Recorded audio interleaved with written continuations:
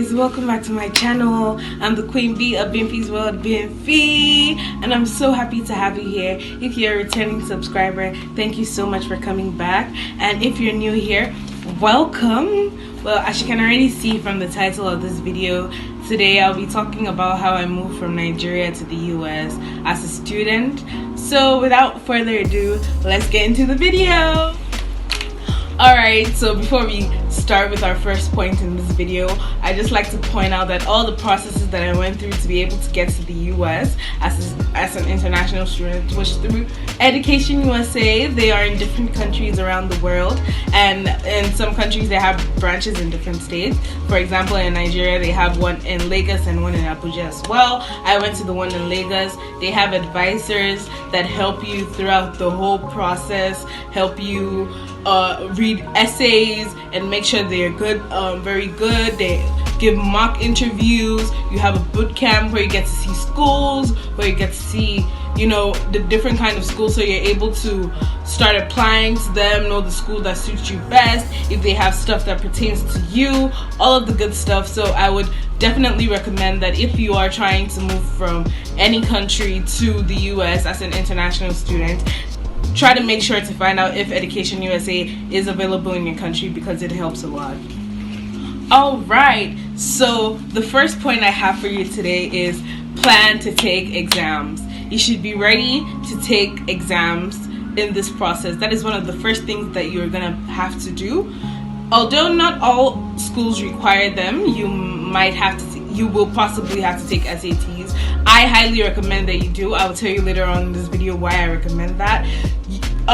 You might have to take IELTS and TOEFL depending on the school, but also to be on the safe side, it's nice to also take those as well.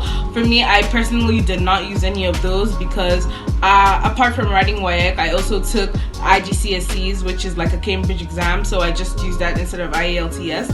Some schools will tell you that you don't need to provide English proficiency as a Nigerian because our first language is English, or our country's official language is English, and some schools would just require you to like submit your WAEC or your IGCSEs. You don't need to submit anything else, and some schools, they don't need English proficiency at all. So yeah, plan and prepare to take exams because you're going to need these exams during your application process.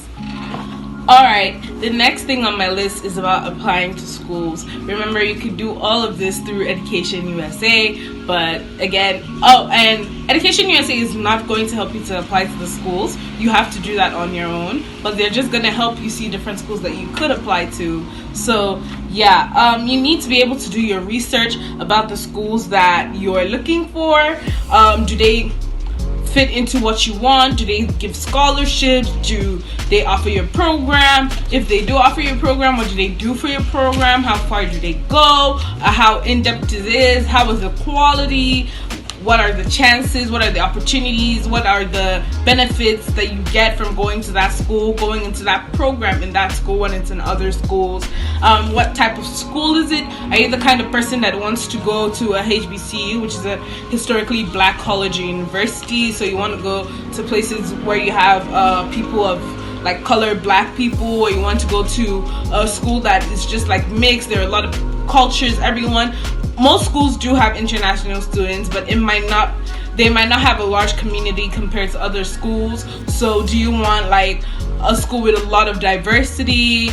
Do you want to go to a HBCU? You just want to go to any school as long as it offers anything that you want? You need to be able to do research to make sure of those stuff. And when you are applying to schools, you do need to have certain documents ready, like your international passport page, your transcripts. Some schools require your transcripts to be sent directly from your school. So if you are like an undergrad student, you will need to be in contact with your high school or your secondary school so that they could be able to help you to send your transcript or whatever exams that you might have taken to the schools, especially because a lot of schools might require you to send it directly from your school and not yourself. You can send it yourself, but it will be seen as an unofficial transcript, and then once your school sends it, then it will be seen like the official one because it's coming directly from your school. and some schools would need a bank statement, but most of that, a lot of that is usually after you're accepted. But a lot of schools also do require you to submit it as part of the application process, so you need to have a bank statement ready as well for these schools to see. Okay, now we're going to talk about how to apply to the schools. We're just talking about apply, what you need. So how do you end up applying to the schools? What do you need to do? So some schools, all you need to do is go to their website and apply. Literally, that's it. Just go to the website and apply through their website, submit the documents through the website, and you're good. And a lot of schools do require application fees, so get ready or be prepared to be able to pay that, and some schools don't either. And for some of these schools, there's a general application fee. So let me explain what I mean. Apart from going to the websites of schools to apply, you could also use Common App, which most of schools use, or CBCA. So the Common App is a general application that you could use to apply to a range of schools that you have chosen on there, and you answer a lot of questions, a variety of questions that usually make the application process tedious. So like, oh, you have to keep on answering questions from in different schools, the same questions. That application just helps you answer it at once. And there's also excuse me, a way to waive the application fee as well. And for the CBCA, that's the Common Black Coalition application, which is basically for historically black colleges and universities. Not all HBCUs are on that though, so you have to note that not all of the HBCUs are on that application, but most of them are. And you just pay one general application fee. It's the same thing as the Common App. You just go ahead, fill in some certain information, and then it's submitted to all the schools. You have to pick your top 4 schools, but other schools apart from that will go ahead to email you if they see that they want you, and then you go ahead to submit some extra information that they require you to submit as well. So for the Common App, you will most definitely need to write essays. You need to write a lot of essays, which is another benefit of EducationUSA. They help you look through those essays, make sure they're top tier. It's very good for you. It's like very excellent and something that will be eye-catching to the schools. Another part that I know that most people also want to learn about is how to get scholarships. If you remember earlier in the video, I said I'll tell you why SATs are important and why your transcripts are important. So this is one of the reasons why. To be able to get a lot of scholarships from certain schools, they will most definitely need your SAT scores, they will need your transcripts, because that benefits them. So it benefits you rather, because they see you're a very excellent student and this is the kind of student that they want to help with funding. So they would actually need to see some of your transcripts, your SAT results or ACT results, all of them good stuff. But some schools also just give you automatic scholarships depending on certain things that they have seen in your application. So not all excuse me, not all schools will need that to be able to give you scholarships, but just to be on the safe side, it's good to write those exams to be able to get scholarships. And other ways to get scholarships is to look for external ones online. Always search scholarships for international students going to the U.S. or scholarships for international students in general. And another good avenue to use is the College Board. So College Board usually has scholarships for students to be able to utilize. So it's a great way. Also, to be able to register for the SATs, you need to go through College Board. So it's kind of like a win-win for you, because College Board they also give scholarships as well, or they help you to see scholarships through Big Future, which is one of their features on their website. And then they gather scholarships for you based on some certain questions that they ask you, so you get to see external scholarships or then partner with them. And then to be able to register for the SATs, you need to register for that through College Board. Another great way to get scholarships, like I mentioned earlier in this video or just a few moments ago, is to search for scholarships online. Yes, for a lot of these scholarships, you're gonna need to write essays. For some of them, you just need to make a video. It's really simple.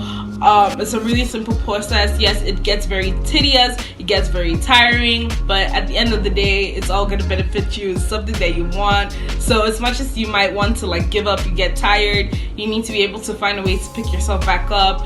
Pray, try to motivate yourself, try to look at the good side. Oh, this is the benefit of me going to the US to study. This is what's gonna come out of it. This is something I've always wanted to do. So just make sure to keep on motivating yourself, even though, you know, the process could get really, really tiring. Alright, so after you've gotten scholarships and you've gotten admitted to schools, the next thing is the visa process.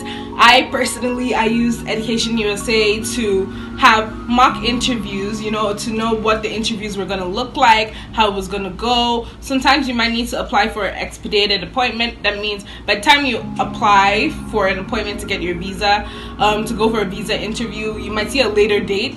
But once you get your I-20 from your school, so yes, once you're admitted, you're going to get an I-20 from a school because, again, you're international. So that is like the document that makes them verify that, oh, you're actually admitted. And then when you're coming in, they also have to see that at the airport and all of that. So you tell them, oh, you submit your I-20, this is the date of my I-20, oh, I have to be in school by this time, so I need my visa interview to be earlier so I'd be able to get to school, all of that good stuff. So yeah, you know, these are the kind of stuff that you need to know. Get prepared for the visa interview. Make sure you're not lying. Make sure you're not to be too jittery. Just be confident, be yourself, be able to answer questions sharply and in time, but at the same time, don't over talk, don't say too much, and at the same time, don't under talk, don't say too little. So I don't know if I mentioned this earlier, but apply to a lot of schools. Apply to about 10 schools because they will ask you this in the visa interview, and it really does give you help. For me, I was basically asked about what school I'm going to, how I found out about the school. So I mentioned EducationUSA, and that really gave me leverage. They asked who was sponsoring me, I answered the questions, why I wanted to study in the US, all of the good stuff. So you need to be able to confidently answer those questions, but at the same time, make sure you are not lying. So when it comes to picking schools, that is all up to you and everything that you want to do. So if you're watching this video and you're proceeding to want to study in the US, I am telling you that EducationUSA is a very, very, very great resource to use. They will help you. You have advisors. It helped me a lot, and I hope that you decide to go through them because they will help you too as well. And I just want to encourage anyone who might want to start this process or who is already starting this process and may feel very overwhelmed, that don't give up. It's all going to come out good in the end. Make sure you keep on praying. Make sure you keep on working hard. Make sure you're on top of your game. Make sure you have your reminders on. So for deadlines to applying to school, for deadlines to submit one thing or another, make sure that you have all of that ready. Make sure that you're organized when coming to apply to schools and scholarships so that you're not missing out on anything. You're not missing out on any opportunities that you have. So yeah, I just wanted to encourage you, and I hope that you guys have been able to get good information out of this video. I just thought to share my process to help other people out there who are also planning on coming to the US, who are also looking for a way to come, who want to know other people's experiences. All of the things that I listed out are also the same things that I did, the processes that I went through. Right now I am a student of Minnesota State University Moorhead. I am a film studies major, and it has been going great so far. So I encourage you not to give up, and I hope that this video has been very informative. So now we have reached the end of the video. Thank you so much for watching. Again, I hope that you gained a lot of knowledge from this video, and I will see you in the next one.